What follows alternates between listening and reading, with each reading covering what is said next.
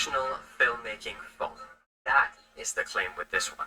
4K 120 FPS in bit long with every single focal length, all the way from 14mm ultra wide to 400mm super telephoto. This is the Vivo X300. Hello everyone, so this is going to be a reaction video actually towards this phone review, Vivo X300 Ultra. Vivo just released this phone recently, so let's watch. Ultra. I tested it like a filmmaker, not like a phone. And if they're right, this changes everything. I know what you're thinking. Or phones can't shoot cinema. And you're kind of right. Most phones will give you something like a movie mode or cinematic mode, slap on some fake bokeh, and call it a day. But this one's different. Real Zeiss glass focal lengths, 4K at 120 frames per second in 10-bit long. Now I do have one thing to say though.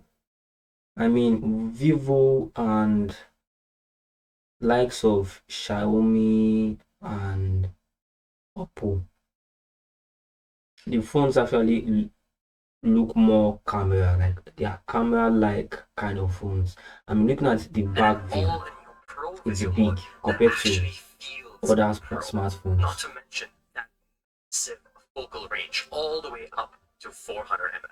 So I wanted to see if this can keep up with my filmmaking style. And honestly, I have one thing to add is that the extra device being added to the back view, I mean, it's top notch actually. A big shout out to Vivo and engineers. Just for a phone, but actually as a camera.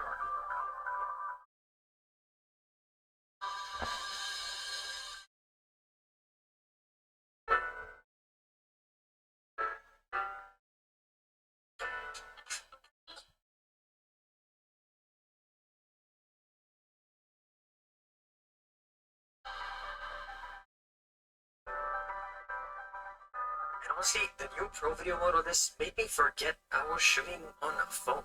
Okay, so it's Zeiss. Big name, fancy glass. Here's what usually happens. You get one really good camera sensor and lens, and the rest are just a bunch of compromises. You know what I mean? The ultrawide either being too soft or too dark in low light, or when the telephoto is not actually zooming in, it's just a digital prop. But the Vivo X300 Ultra comes with a Zeiss Master Lenses collection. 14mm ultrawide for scale and point. 35mm for the classic film documentary feel, 85mm for portraits and separation, and then there's the flex. 400mm telephoto. Real optical reach, not just a party trick. There isn't this. And actually, as I've said, Vivo and Xiaomi, I mean, they are kind of revolutionizing the camera aspects of phones. I mean, adding that flex actually to the back view of a phone makes it looks more of a standard camera. It gives you that feeling of having a camera. Actually, it's your phone, but it's the feeling that it gives. Matters. It's not because I can go and brag about focal lengths at dinner parties. It's because you're actually shooting. You're not thinking about gear, lenses, and focal lengths. You're just thinking about the frame. And having the right lens and focal length at any given moment to capture my frame is what helps tell the story, rather than working around the camera's limitations. This is actually the first time that I feel like I'm not compromising at all when I'm shooting at different focal lengths.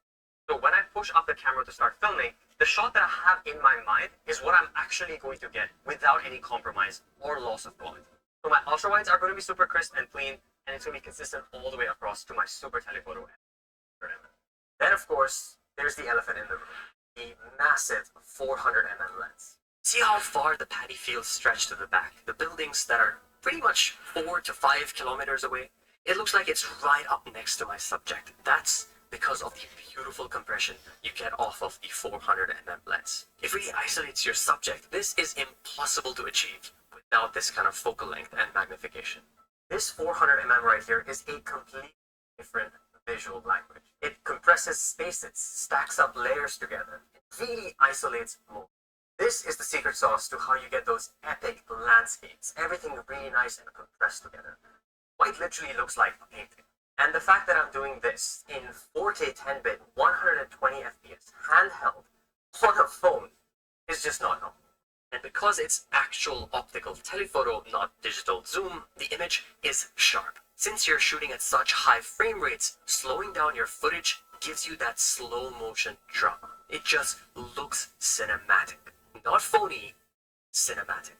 Okay, most flagship phones now can shoot pretty videos. Great. But can it shoot videos professionally? Because there's a difference. A simple pretty video is easy. A creatable film-like video, on the other hand, one that...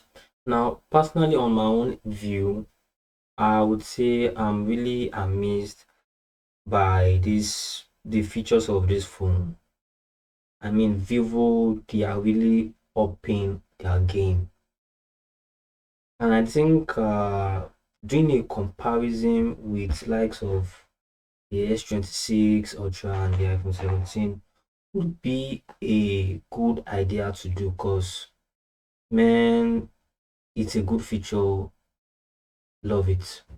So let me know your view on this.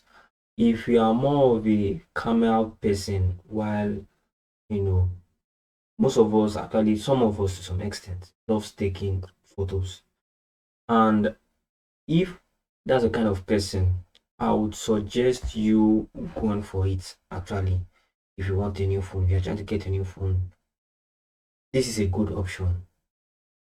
I mean, aside from me just getting it, content creation wise, taking photo wise, very good, very good.